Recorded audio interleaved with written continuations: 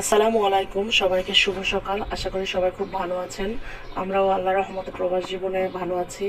মাকে কয়েকদিন ধরে বলছিলাম পান্তা ভাত আর ইলিশ খাবো, এই জন্য মা পরের দিন আমাকে পান্তা ভাত, ইলিশ মাছ আর আলু ভর্তা করে দিল, এবং সেই সাথে আপনাদের সাথে ভাবলাম একটু শেয়ার করি, এই জন্য ভিডিওটা করা। আশা করি সবার ভালো লাগবে।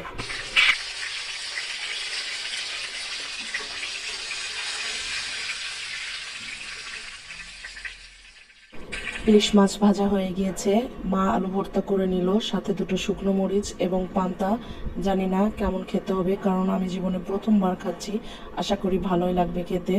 স্কুলে অনেকবার বন্ধুদের কাছে শুনেছি পান্তা ভাত, জল ভাত ওরা নাকি খায়, আমি কখনো খাই নাই, এজন্য ভাবলাম একটু খেয়ে দেখি আর আপনাদের সাথে শেয়ার করলাম। আশা করি সবার ভালো লাগবে।